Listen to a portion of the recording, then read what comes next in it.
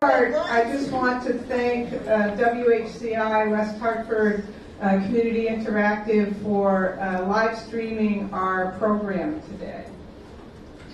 Happy Juneteenth. I'd like to start by inviting Town Councilor Carol Blanks Anderson to welcome us today. She's a longtime supporter of our work, recovering the names and telling the stories of people who were both enslaved and free, and were instrumental in building this colonial town.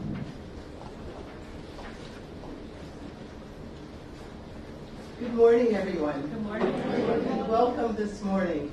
And we really have to sing our praises to Mother Earth, or to Mother Nature, for giving us a very beautiful morning and day this morning. I know many of us was probably concerned with all the rain that we had last night and watching the forecast, but we would have it that we're blessed. And this is a Juneteenth celebration. So we really have to sing our praises, because all of those who have gone before us, we know that they are celebrating and looking down upon us and saying, our fight was not in vain. So on behalf of the Town Council, I want to say welcome to everyone. And that is on behalf of Mayor Sherry Cantor, as well as our Deputy Mayor Ben Winograd, and all of our town councilors. This is an important event, and I believe this is our 4th annual event with our Juneteenth celebration. And as is depicted there, we used to be Witness Stone, and we changed over to Hidden History, which is so appropriate because there is so much history that needs to be uncovered, not only in our town, but in our entire country. And to see the young people sitting here this morning, it gives me hope, because that means that there will be change, and we all should be considered change agents. We may not get or receive everything that we should receive in our history books, and so we thank Tracy and Elizabeth and all the others that go the extra mile to make sure that we have that history and it doesn't remain buried, but slowly we begin to uncover it and show the truth. We may not like everything that we uncover, but it is the truth, and it makes us better citizens and better people. And as we look to our future and those who will come after us, they can be proud to say, you know what, they went the extra effort. They didn't just accept what was written, because there was much more. And I'm proud to be part. Thank you. I'm proud to be part of a town council who is supportive, who provides the resources, and who are collaborative and work with others to say, how can we continue to make our town better? How can we continue to make our town inclusive?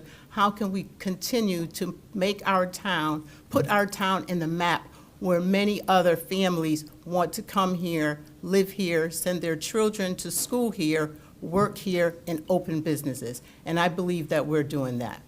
So without further ado, what I would like to do is introduce Kayla Rezniski, correct, who is going to lead us with the National Black Anthem, Lift Every Voice and Sing. So I'm going to ask everyone to rise. Thank you.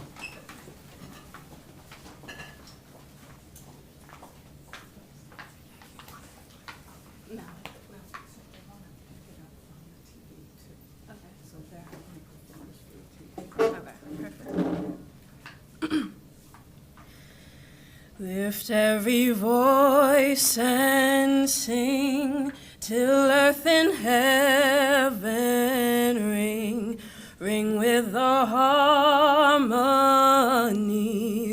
of liberty. Let our rejoicing rise high as the listening skies. Let it resound loud as the rolling seas. And sing a song full of the faith that the dark past has taught us. Sing a song full of the hope that the present has brought us.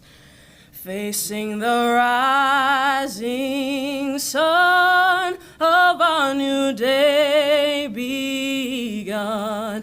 Let us march on till victory is won.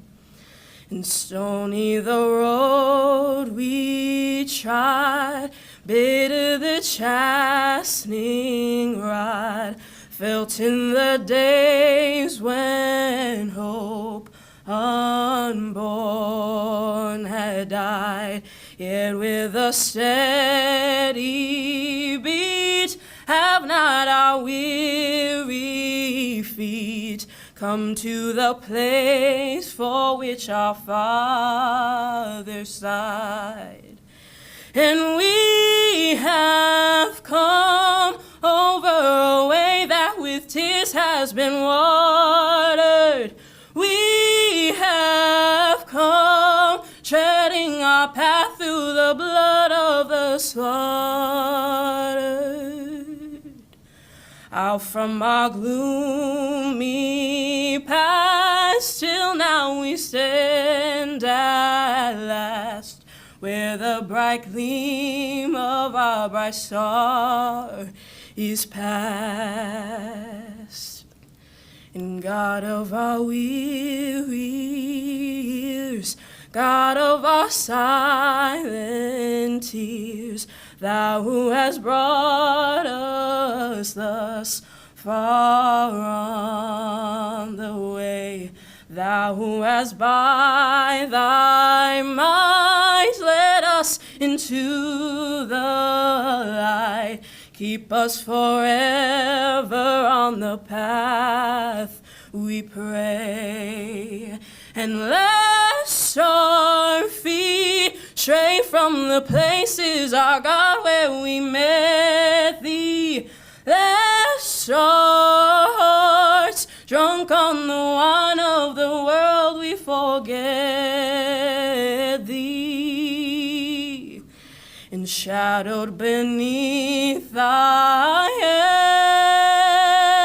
hand, may we forever stand, true to our God and true to our native land.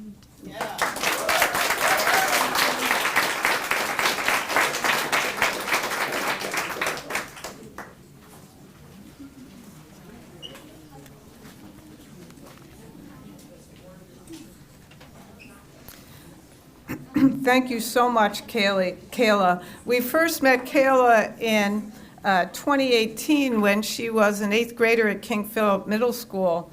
And as part of her project, when her class studied Paige and Liddy, she actually made a song. I know that's not the right word, Kayla, but she, the music and the words, and she performed it. Played the piano and sang, and that was right at the beginning of our project when we didn't quite know how it was going to go, and that was such a moving moment for us. So we're so happy to have you sing today. My name is Tracy Wilson, and with my partners Liz Devine and Denise DeMello, we have been working on this project for 6 or 7 years. And we've researched the stories of slavery and freedom in West Hartford.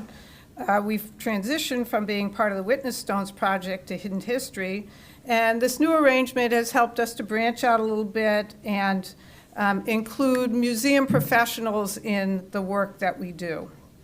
If you look at our logo on the top right, you'll see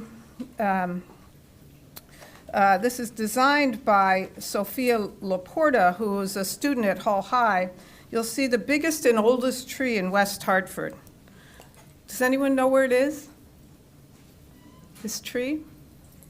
Carol, do you know? Is that on the Yukon property? Yes, it's on the Yukon property right near the Miracle League field.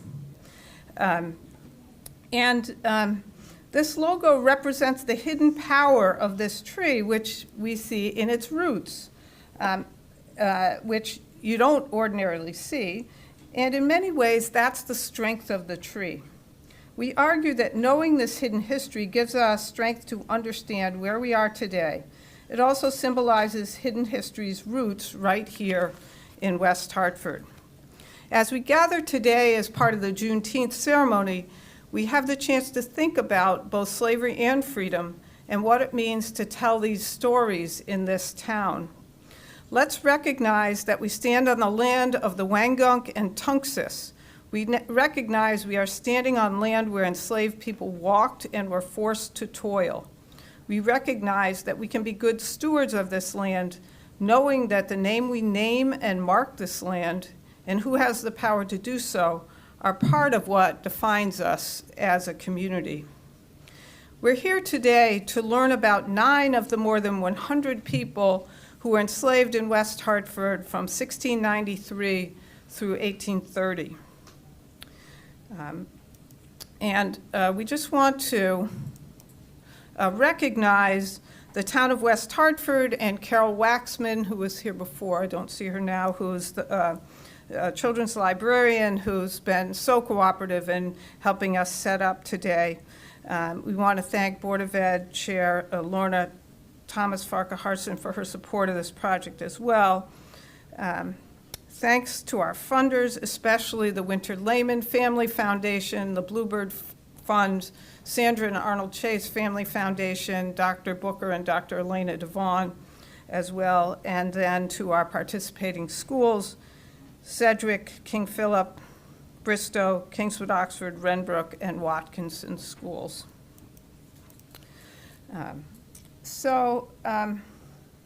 One of the parts of this project that's so important is actually saying the names of the people who were enslaved here, but whose names had been lost to history.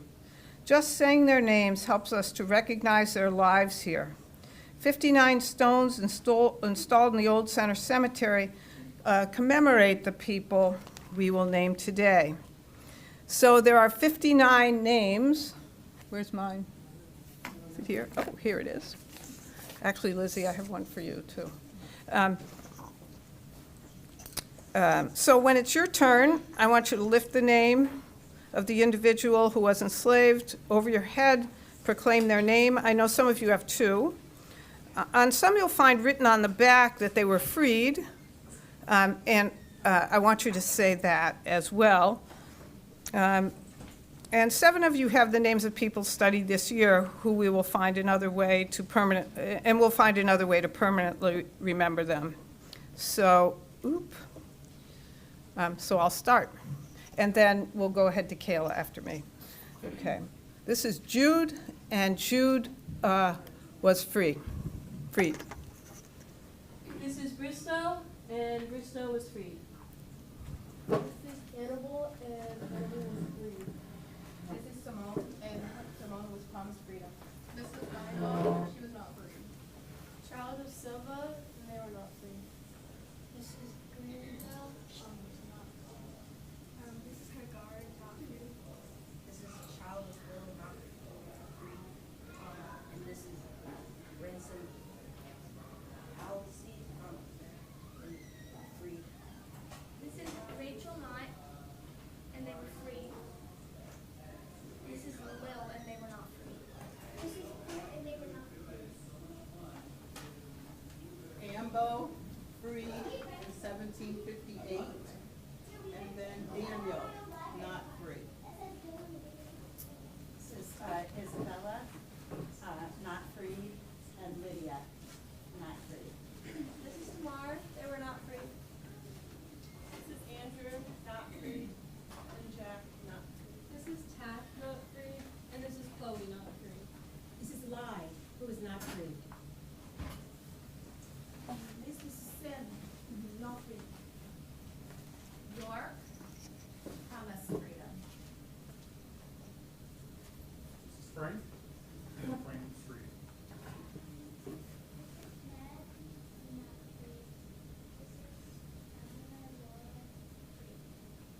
Coffee, not freed. Phoebe, not freed. And Neptune, not freed.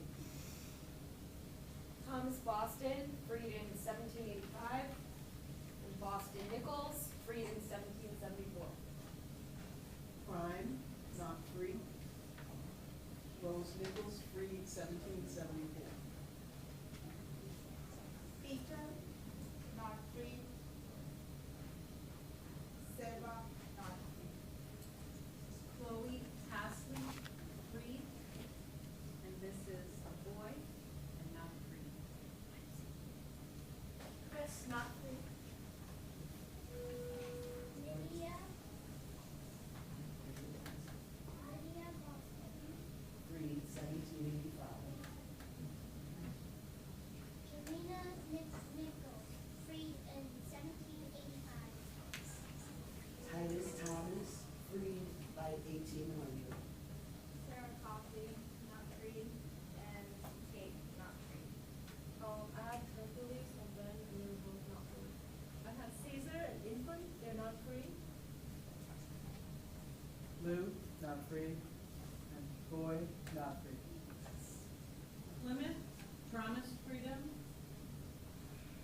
Julia Thomas, freed by 1800. Ishmael, not free. Helen, not free.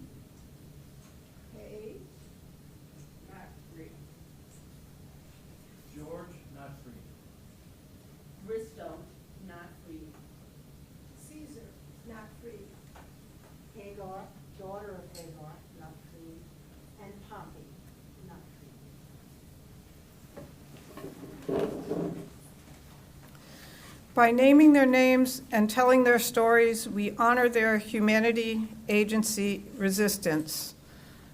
And as you were reading the names, it really reminded me of the power of Juneteenth when on June 19th in Galveston, Texas, though the Civil War had been over for many weeks and the Emancipation Proclamation had been issued 2.5 years before, some enslaved people were first hearing that they were freed. As you experience this ceremony today, where does your mind and where do your emotions go? Whose name will you remember? How does this help you better understand structural racism today? Who can you tell these stories to? In West Hartford, more than 100 men, women, and children were enslaved between 1693 to at least 1830. When Noah Webster lived here, he may have interacted with as many as 50 people enslaved here at the peak of the institution of slavery's power. Slavery existed longer in Connecticut than it did in Georgia. Slavery undergirded the economy here through forced labor, trade with the Caribbean, through agricultural and husbandry here that produced horses, sheep, poultry, apples, and planks that were sold to the Caribbean. From the islands, people in this town bought coffee, sugar, spices, all produced by forced labor. And they bought human beings. Enslaved individuals produced much wealth here that was passed down to the next generations. In 1790, Connecticut had more enslaved people than any other New England state. For many students and townspeople, it's a surprise to learn that the institution of slavery undergirded the economy and community here, viewing slavery as an institution, not just as the individual relationship between two people, allows us to better understand the complicated nature of structural racism that still holds such power today. Oh, sorry about that.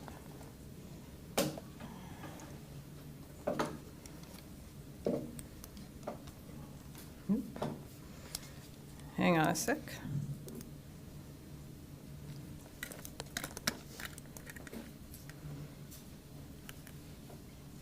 Want me to do that while you do?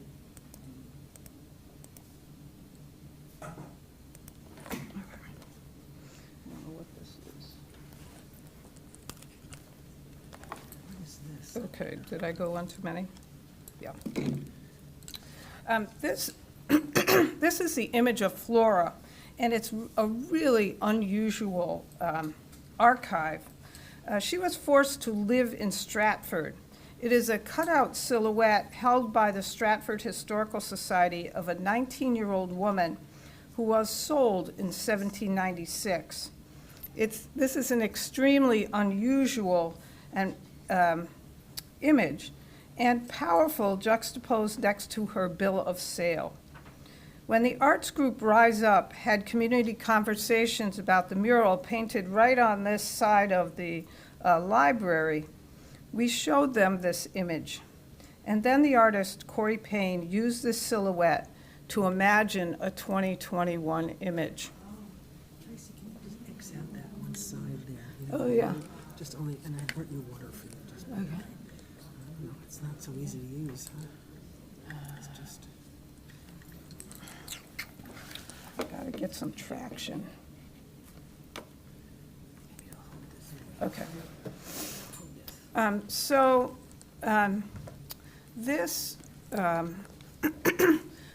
The image on the right is really my favorite part of the mural. And it's powerful because, well, this is part of a whole series of 39 of these murals to Martin Luther King that are being painted throughout Connecticut. On the bottom of the image, you'll see the names of some of the people we just read. You'll see George, Ned, Caesar, Greenville, Lou, Paige, Jude, Frank, Peleg, Dinah, Hannibal, and Simone.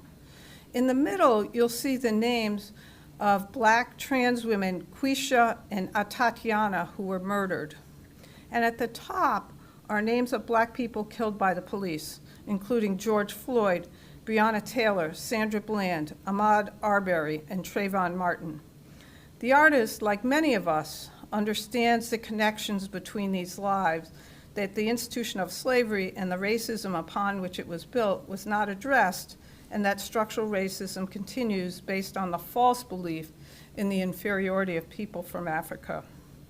We believe this research on slavery and freedom helps to build a stronger community by getting at the truth of what happened in the past. The history we tell about our town can make us better understand justice and injustice, fear, daring, disappointment, and celebration. The history we privilege in our town can call people into a discussion of how we belong. And this image on the left is actually, we don't have any images of Bristow. And so this is the way the artist imagined Bristow, a man who bought his freedom in 1775, so you can see him breaking his chains, either releasing this dove or reaching for it as he starts his life as a free man. Okay, can I just click it and it'll go? Mm-hmm. Okay. This year, students helped us amplify the stories of Bristow, Jude, Tack, Chloe, Andrew and Tamar, and their children Lydia, Daniel, and Isabella. Bristow's manumission paper from 1775 sets Bristow at full liberty, that he may go and come when and wherever he pleases. 8th graders in West Hartford studied Bristow's story in the context of what it means to be free. 2005, our 3rd middle school was named after Bristow. Bristow's story included being captured in Africa, the Middle Passage, being sold to the Hooker family in the 1750s, served in the French and Indian War from 1758 to 1761 as an enslaved man, being enslaved by Thomas Hart Hooker and Sarah Whitman Hooker here in the West Division from 1769 to 1775, buying his freedom at the start of the Revolutionary War when he was 45, disentangling from slavery by buying land and a grist mill, continuing his work as a farmer, and finally being buried in the Old Center Cemetery at age 83 in 1814. Each 8th grade student was asked to amplify the story of Bristow. I'd like to invite 4 students from Mr. Payson's class at King Philip to share their projects with you. And I'm pretty sure this is Sadie, Hero, Juetzi, and Abigail. Is that correct? close? No hero. Oh, no hero. Okay, so can you guys come forward?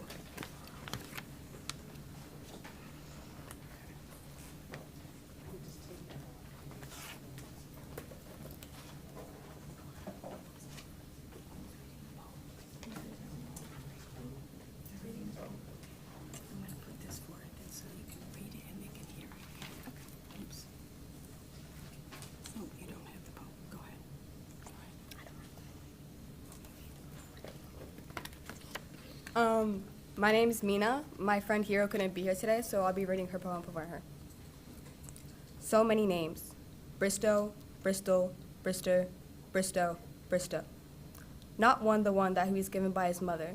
The mother that he was stripped away from, to be brought across the world, to serve in a fight that wasn't his, to work in a place where his existence wasn't valued, never to be seen again by the friends and family that he had before.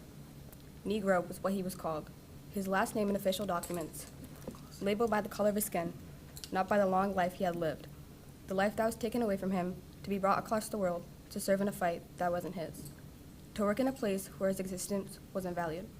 He adopted the traditions that were forced upon him, was respectful to the people that forced him to work for them with nothing promised in return. Buying his freedom, his own gravestone, his dead body filled with the scars of his life, unable to be a part of a tradition held by his people, because he was taken away from them, to be brought across the world, to serve in a fight that wasn't his, to work in a place where his existence wasn't valued.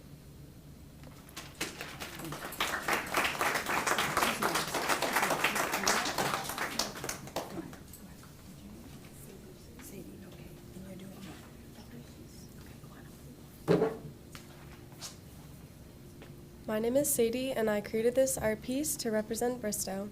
The first half represents when Bristow was enslaved by Hooker, and it represents his freedom being captured in a cage. And when he bought his freedom, it shows the second half of the painting, which is a phoenix, where he broke and rose up from the ashes with his newfound freedom.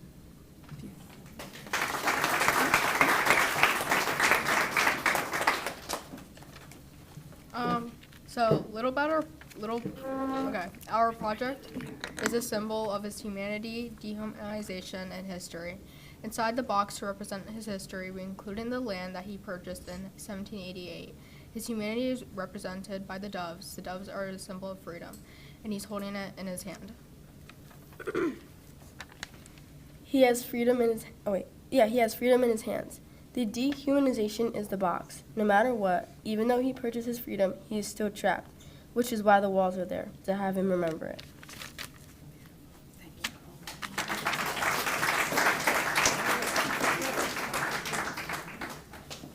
Yes, I was going to say that.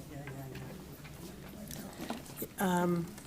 All right, so these students really inspire us, and the box and the artwork and another piece, Sean said, Mr. Payson said, is also over there if you, after you'd like to go on to the table, over to the table and take a look at it. Thank you, Cedric people, or KP people. We are very proud of you, so thank you for coming. All right, now we're going to be doing Renbrook, and another school that we had such a great experience with. These are fifth grade students. This year, students at Renbrook studied people who defined freedom in the Revolutionary time period through the lives of Bristow, Jude, and Mumbet. They focused on a freedom seeker named Jude. Jude's freedom-seeking ad in the Connecticut Current tells us that Jude was biracial, 21 years old, and sought his freedom carrying 10 pieces of clothing and a forged pass. Those who read this advertisement, especially the masters of vessels, you see that down the bottom there, who were forbidden from taking this man on their ship. Five fifth-grade students of Jane Johansson and Joe Keach Longo will present their reflections on their study. Would the following students please come forward? So we have Penelope and Anika, Leo, David, and Adeline. Now, we're going to push this down. I think if you come up here, it's better so that you can, so we can hear you, okay? Don't be afraid, it's okay. Come this way, guys. Yeah, just be careful, you don't want to trip. And then just speak right into the microphone, okay? Hi, my name is Addie Majoris, and I just finished 5th grade at Renbrook School. In the next few minutes, I will share the things that most stood out to me in the time that we studied hidden history. While we were studying hidden history, I learned many things, one of them being that we can learn lots of things from one piece of paper, like a runaway ad. A runaway ad was a piece of paper that enslavers would pay to have put in the newspapers when someone they enslaved ran away. These papers had information in them that described the runaway person, such as the color of their hair, items they brought with them, who their enslaver was, and when they ran away. Some of these ads would even offer a reward if someone could find the enslaved runaway and bring them back to their enslaver. We can learn many things from just one of these papers, like how much money was offered in rewards. If it was a lot of money,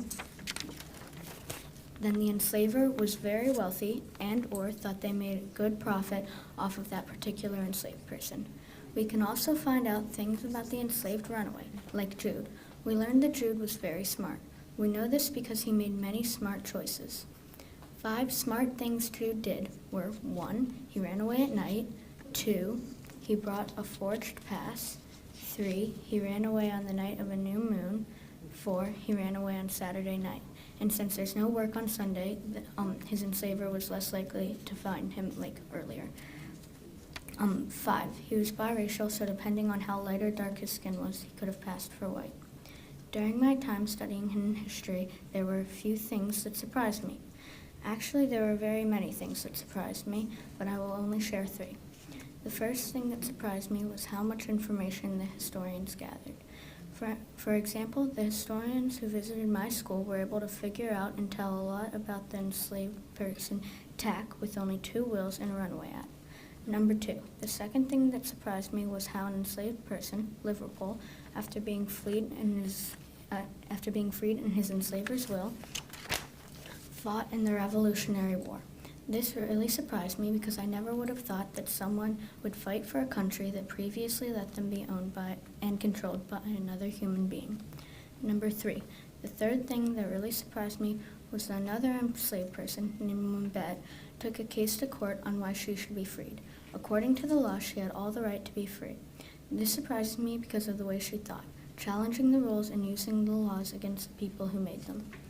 When we studied hidden history, there were 2 major things that really deepened my understanding of hidden history and the time period. There were many things that helped deepen my understanding, but I think the 2 I chose are the biggest ones and the ones that helped me most. The first thing that helped deepen my understanding was Jude's story. Of the 5 enslaved people we learned the most about Jude. Jude's story really helped to deepen my understanding because there was so much dehumanization and humanization in his story that it really helped me understand the time, hidden history, and Jude's story very well.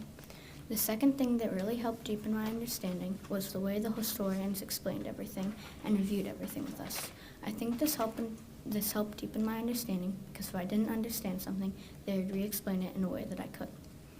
In conclusion, I really liked the Hidden History unit, and I really enjoyed when the historians came to our work. I also learned many, many things from this unit, and I hope you enjoyed my Hidden History unit reflection.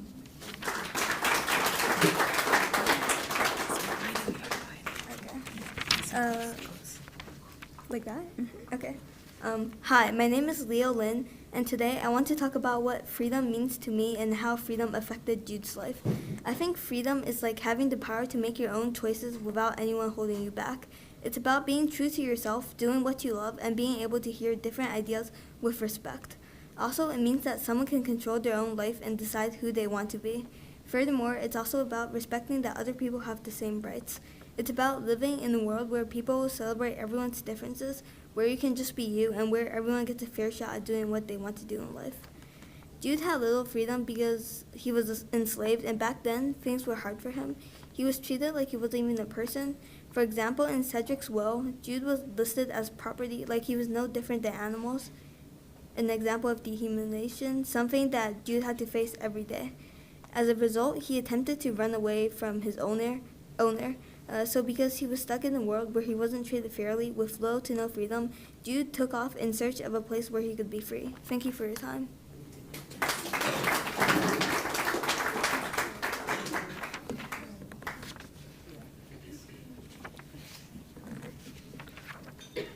Hi, my name is David Brady.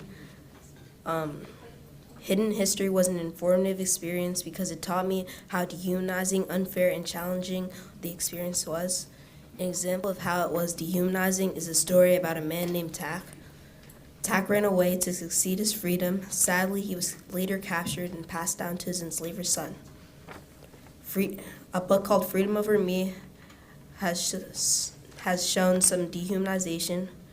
One way it was dehumanizing is because the people could not do what they wanted or wear what they wanted. Some other things that occurred were humanity and resistance. A person named Jude showed a sign of resistance by running away. I hope and assume he succeeded in gaining his freedom. Another example of dehumanization is in Stephen Sedgwick's will. It said, "My Negro boy Jude." This is dehumanizing because his name was listed along with Stephen Sedgwick's animals and farm equipment. There was also profit for someone's enslavement. An example of this is how Bristow had to pay 60 pounds to be free. Another example is from Freedom Over Me because Peggy was the Fairchild's cook and she was not being paid. Something that also appears is government, business, and church. One example of government is when a former slave was freed, they had to bring around manumission papers to prove they were free. Another example of this is Jude's wanted poster. On the wanted poster, it says, "All necessary charges will pay to any person who shall take up and return said fellow to Stephen Sedgwick." Some facts about West Hartford back then are it was called the West Division, and Bristow's tombstone is in West Hartford Central Cemetery.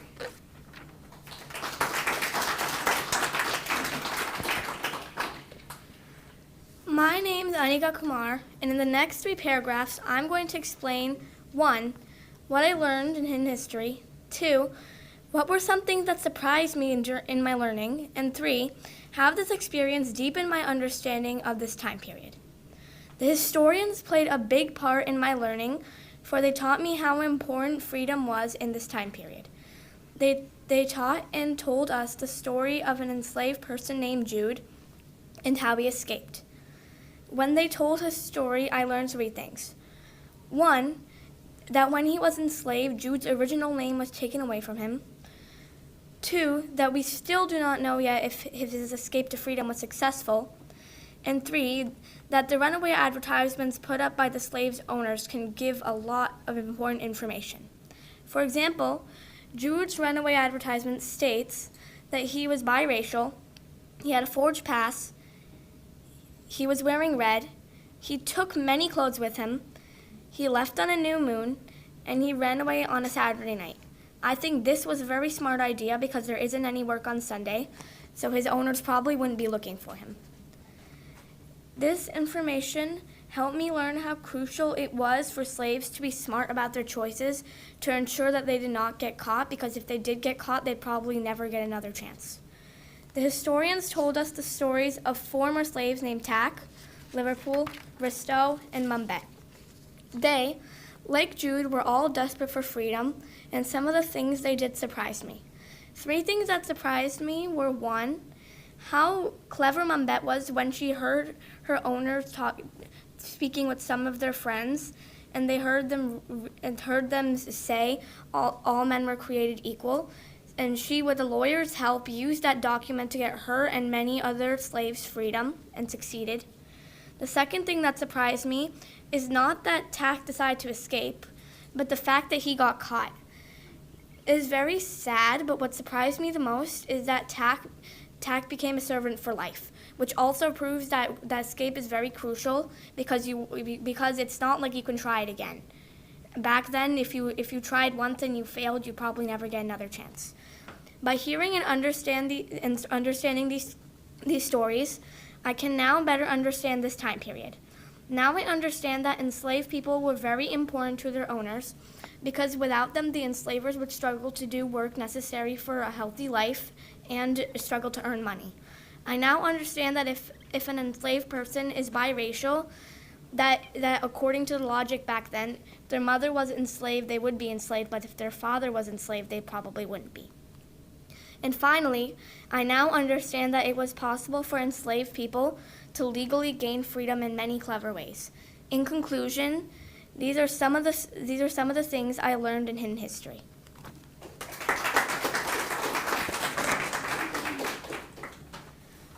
Hi, my name is Penelope Akabuchi, and in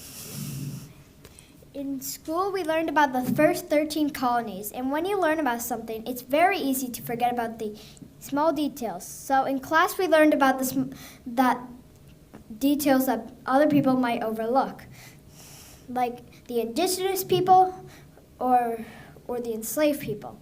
If you did not know, the enslaved people played a crucial role in the development of the 13 colonies.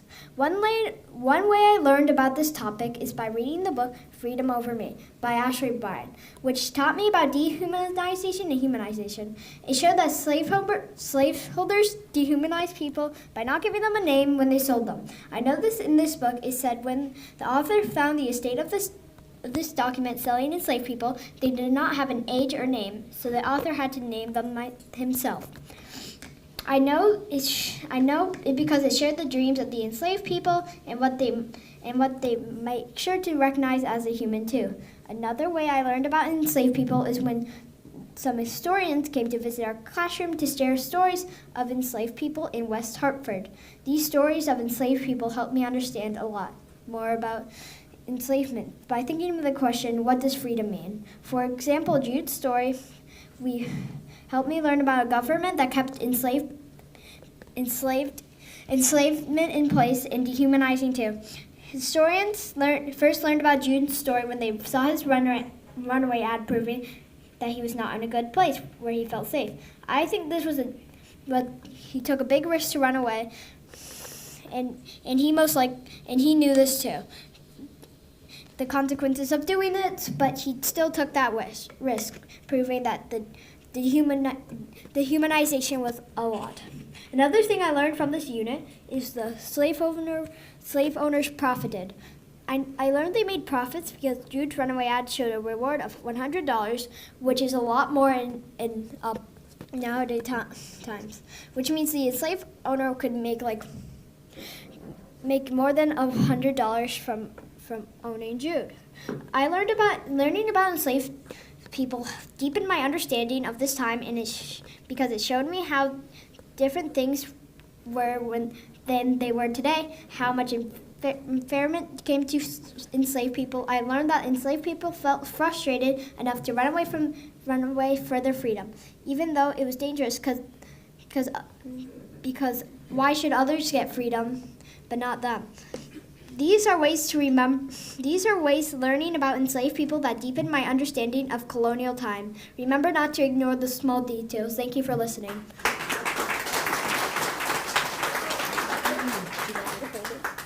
That's great. Okay, another round of applause, I think. Fifth graders. Awesome. Yeah, so great. Thank you so much. Some people worry about what age students should be learning about the institution of slavery. We've had this question a lot, actually. And these students remind us how thoughtful, sophisticated, that the thoughts of 11-year-olds can be when given the truth of what happens in the past. They did a great job. Thank you so much. All right. I have to keep going through it. Okay. All right. There we go. So students now, we also worked with Watkinson. This was a great year, our first year with Watkinson. Students at Watkinson School studied Andrew and Tamar and their 3 children, Lydia, Daniel, and Isabella. Using maps and wills, church baptismal records, and marriage records, and inventories, they helped to uncover and interpret the story of the 18th century Hartford family enslaved by the minister of the First Church in Hartford. This document shows the sale of Andrew and Tamar and their son Daniel in 1725. We come across lots of documents like this, and sort of stops us in our tracks, as you can imagine. The document shows Andrew and Tamar's children being baptized in their enslavers' church. All right, this is the inventory, and then this is what's happening in the church. So this shows Andrew and Tamar's children being baptized in their enslavers' church. All right, You want me to go? Okay. Students explored the geography. We have a lot of things going on here. Religion, economy, and daily life of Hartford colonists, expanded their understanding of the institution of slavery in the colonies. Their final project at school, so these were 10th, 11th graders? What? 8th graders. Oh, they were 8th graders. That's right. That's right. That's right. They were very mature. That's right. They made an artistic representation of the family and the community in the form of a quilt, which is going to hang in Hartford's First Church of Christ, also known as the Center Church, to help connect them to their past. And that is the rendition of the quilt that they made. I'd like to invite up their teacher, Jenny Esposito, come forward and tell us about your study and making the quilt and your meeting with a representative of Hartford Center Church. There we go. Hope this is all right for you. Thank you. Harper here is in 8th grade, and she's going to join me. So I'm Jenny Esposito. I'm the head of the middle school and one of our 8th grade U.S. history teachers. So as was said, this year our 8th grade class learned about the history of an enslaved family that worshiped at the First Church of Hartford. We are located in Hartford, so we were eager to learn about the family that lived there in colonial times. As a teacher, I'd love to give you all a window into what I got out of this and what I hope the class got out of this, this fabulous partnership with Hidden History. I want to mention a few of many things. One is we got to see historians in action. And our 3 teachers debated in front of us, shared primary sources, invited us into conversations. And so as these students, many of these students mentioned, we learned what we know and so many questions that we had and still don't know, which was an amazing opportunity. We also learned about the economy of Hartford, and as was mentioned, institutional slavery and what it meant here in Hartford partly. And one of the enslavers, Richard Lord III, we learned actually had a plantation in Antigua. And we wondered if Andrew was trafficked from there. And, we had previously learned about triangle trade and how that works. And this was, made it more visceral we were meeting a person who might have come from there as the triangle trade system. As was mentioned, we also wondered what it was like to be a member of a congregation where your enslaver is the minister, and also be baptized there, have your children baptized there, be married there. What did that mean, to be a member of a congregation and also an enslaved person by a leader of the congregation, and brought us into all kinds of questions about religion and how that worked in colonial times. And probably most importantly, we got to learn about real people in history through the sources the evidence that has been left to us. And our students wondered such things as, how did Andrew and Tamar meet? Did they love each other? Did they choose to get married? Or didn't they? What happened to Lydia? We know from one of the wills that she might have been separated from her parents, and we lose track of her, and we felt that loss with Andrew and Tamar. And so I want to welcome Harper here to tell us about the work we did as a class, but also just to personally thank our 3 teachers for bringing this rich unit into our school. Thanks. Our class created this memory quilt in honor of Andrew, Tamar, and their children, Lydia, Daniel, and Isabel, and presented it to the church. We hope the church will display it so that people can know more about this family. We can also provide a QR code for our full slideshow. We hope the church finds other ways to continue to educate its community about this family.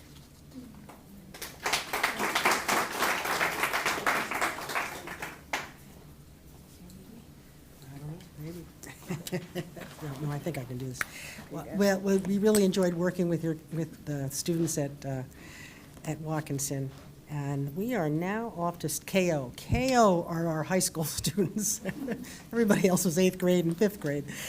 Students at KO told and retold the stories of Chloe and Tack, and I'd like to invite up Mackenzie Gallagher, and is Maya? Mia Scranton, to tell their stories. Do you want me to do this? No, just click it. Okay. Yeah, let them do it. You want me to read it? Tack and Chloe illustrate the power of agency. Each was a freedom seeker. We like that term, freedom seeker. These freedom seekers not only sought their own freedom, their actions, just as those from people of the West Division who boycotted goods to protest limits placed on them by the British, did help define what freedom meant in this new nation. As we look to the 250th anniversary of the Declaration of Independence and the commemoration in 2026, we believe these stories should be central to our understanding of what we call the paradox of freedom, a lens that students will use to think about this commemoration. Okay. You want me to go back? Another click, huh? Okay, there. Oh, Tack. And students will talk about this. Tack sought his freedom, and as researchers, I'll say, we always hope to find that they were able to self-emancipate. With Tack, this document from 16 months later shows us that Tack was not able to self-emancipate. Tack was sold to Thomas Seymour's son, Henry, age 21, living in New York City, 16 months after his attempt to free himself. We like to think that Tack was free for some time before he was apprehended, but we know that this sale separated him from his family in Hartford and put him in unfamiliar territory. For students and teachers, these individual stories bring to light the revolutionary time period to help understand the ideas of freedom in a more complex way. It helps to illuminate the paradox of freedom defined in the Declaration of Independence. These histories help students civically engage in how, when, and where the history of this town is told and how we tell it. Students at KO are making an outdoor memorial for each person they study. These plaques will be installed this summer. So I'm going to let them speak about this. And they had an assembly at the end of the year, the last day of school. It was a fabulous assembly, and so two of the students are here to talk about that research. Thank you. Hello, my name is Mackenzie Gallagher. And I'm Mia Scranton. We are both rising seniors who just completed our U.S. history course. Over the past few years, students from various U.S. history classes have worked to create passion projects to further explore enslaved individuals in the Hartford area. We recently had an installation ceremony with our school on May 28th to present plaques created in memory of each enslaved individual that had been researched. This year, our junior class focused on the lives of two enslaved individuals by the names of Chloe and Tack. The West Hartford historians visited each of our U.S. history classes and educated us on their lives. They explained that the two were freedom seekers who ran away from their enslavers in Hartford at ages 24 and 25. They began their journey to freedom heading towards Massachusetts. After the historians' visit, students were assigned a passion project commemorating their lives.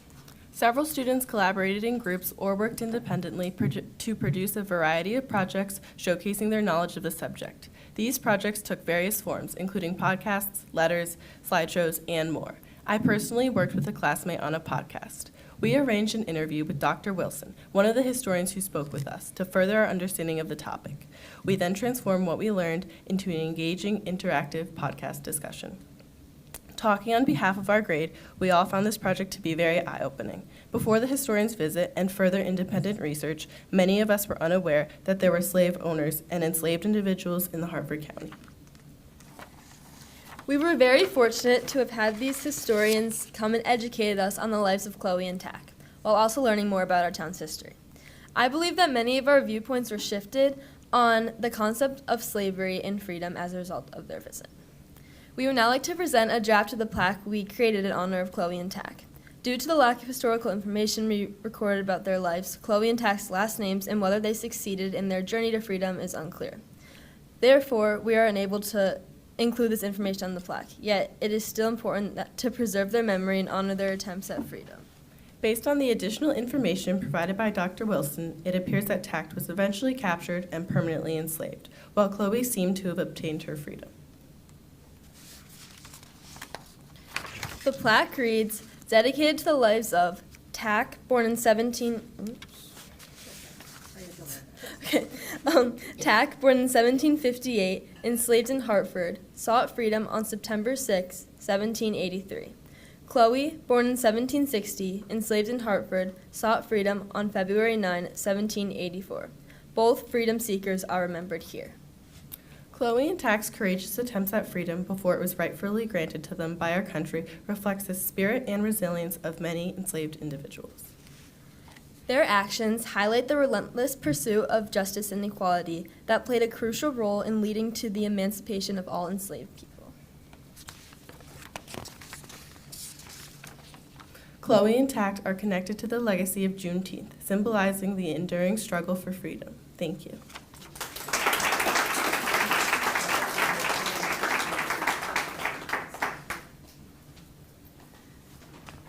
You can see why we're inspired by our students that we work with. They are just amazing. So thank you so much. That was great. That was really great. And we've been working with KO for, 7 years, I think, for a long time. So we hope to continue. On Juneteenth, we remember those who heard on June 19th, 1865, that they were free. In West Hartford, one of the 66 enslaved people we've studied, 24 experienced varying degrees of freedom, either by buying it, self-emancipating, or being freed in a will. These individuals were some of the first to define the concept of freedom that defined this new nation conceived in liberty, quote unquote. And how fitting it is on this day of jubilation, Juneteenth, or our celebration in West Hartford, to have our own celebration of freedom as we commemorate and uncover those whose names have been lost for so many years. As we move away from noting each person from a witness stone, we're thinking about how to bring forward these names each year and how these names can be noted in the center of town through a piece of art or a plaque that can be added onto each year. Maybe some of you in the audience have an idea about what that might look like. Some of you may have seen Brian Stevenson's new installation, in Montgomery, which commemorates all the surnames of people who were freed at the end of the Civil War. So thank you for all of your participation in amplifying these stories. I'd like to now invite the Chair of the Board of Education, Lorna Thomas-farquharson, to reflect on the work of these students and this project. Thanks, Lorna.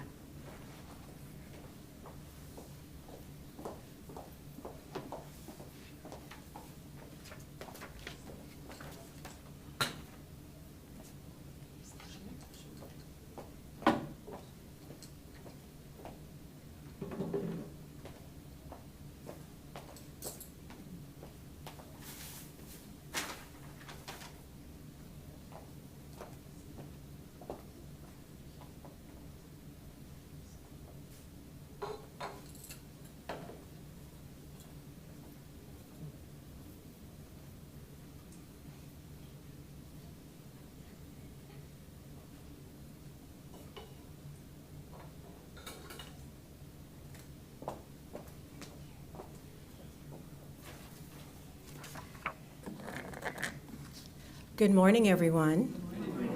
Yes, it still is morning. It's so good to see you. It's so good to be before you. And what a beautiful day it is, not only because of the weather outside, but the beauty that is happening inside here. First of all, young people, so very proud of each and every one of you. May we please give our young people a round of applause.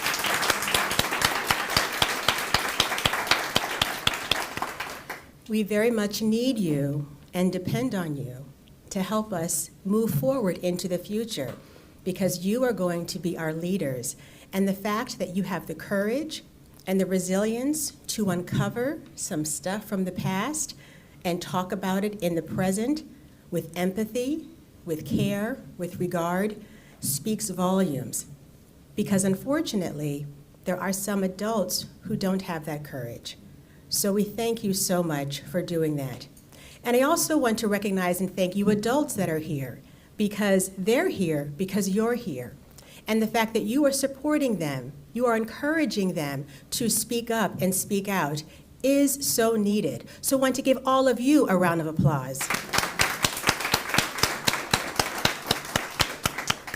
This has been a wonderful event that has happened for several years now, and so thankful to all of our historians and our town historian, Dr. Tracy Wilson, for leading this way. And I said event and said moment, because today is a moment, but it's more than that. It's a movement.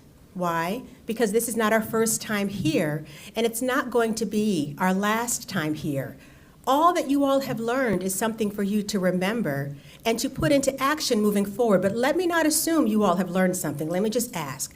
By a show of hands, who has either learned something new or been reminded of something today? Raise your hand, please. Excellent. All hands were raised, and I'm raising my hand also. I'm reflecting on what has been shared. And there were some things that stood out for me.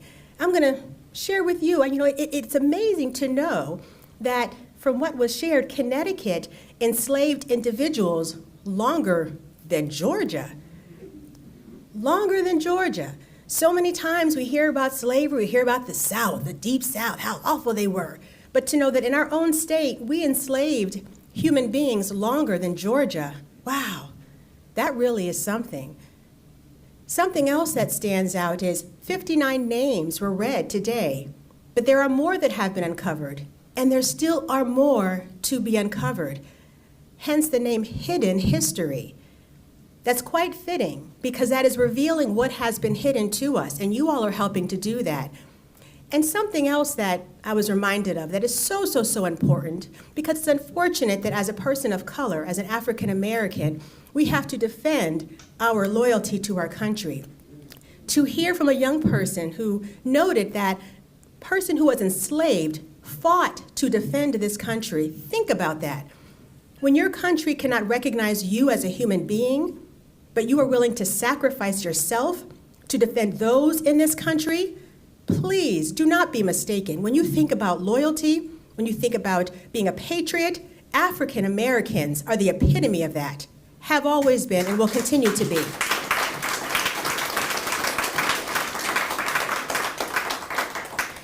Today is a beautiful day. Today is a beautiful day, but it's not a moment, it's a movement. I'm going to ask for 3 volunteers, please. I see one hand. I see your lovely hand. Yeah, raise your hand high. Yes, you, Miss Lady, you, and yes, you. Come on up here, please. Please come stand to my right over here. Our wonderful young people, I'm going to ask for you to think about, if you recall at the start of me coming up, I held something up that I then placed in that container there. Do you recall that? All right. First of all, they're so brave, they had no idea that I was asking them to do this. I'm just going to ask for each of you to come up, share your name with confidence, and share what you remember seeing was placed in that container. So share your name and share what you remember seeing placed in that container. And then once everyone has gone, then we will see if they're right or wrong. Hi, my name's David. I saw an elephant. Hi, my name's Nick. I also saw an elephant. Hi, my name is Emmy, and I also saw an elephant.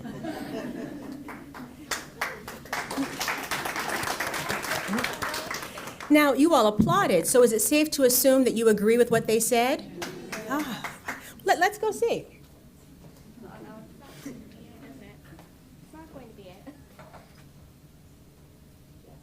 Yes. So a round of applause, please. Thank you so much, young people. That was done intentionally. First of all, elephants are beautiful. I love elephants. And what is something that elephants are known for?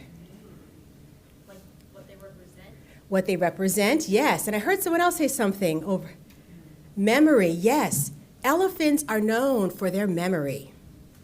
Elephants are known for their memory. So even though I had the elephant placed in that container, you couldn't see the elephant, you all remembered, right? You remembered. That is symbolic of what all of you are learning here. You all have been exposed to a lot of information, a lot of history. And it does not have to be in front of you for you to remember, but it's important for you always to remember.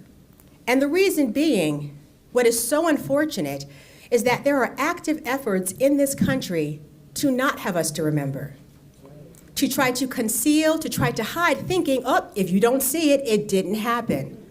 But that's not true, because our young people reminded us of that. They didn't see, but they remembered. And that's important for each and every one of you to always know. Memory is power. Knowledge is power. Some people don't want you to be empowered. No, no, no. That's not for them to say. That's for you to decide.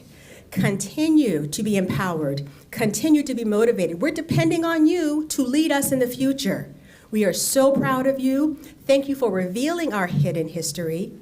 Thank you for continuing to share how we all contributed to making this town great and wonderful and vibrant. Thank you so much to our wonderful historians, and thank all of you for being a part of this movement. Thank you so much.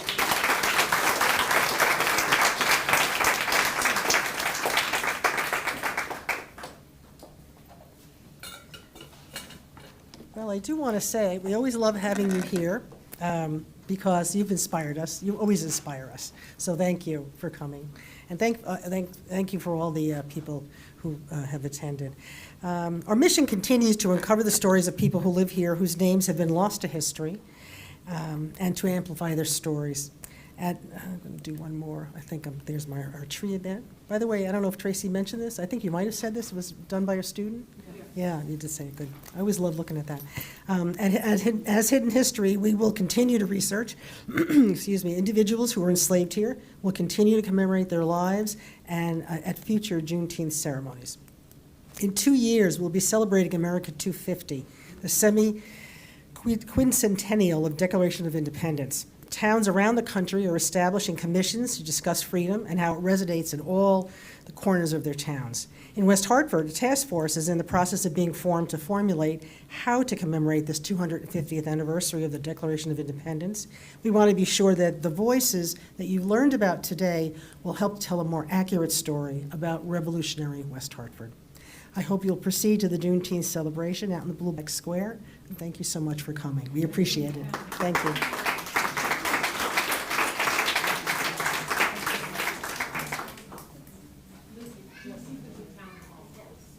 Oh, it's a town hall. Oh, it's a town hall. No wonder there were no balloons out there. We were wondering. We came in early. We said, where are the balloons? Town hall. That's where you're going. Okay. Thank you.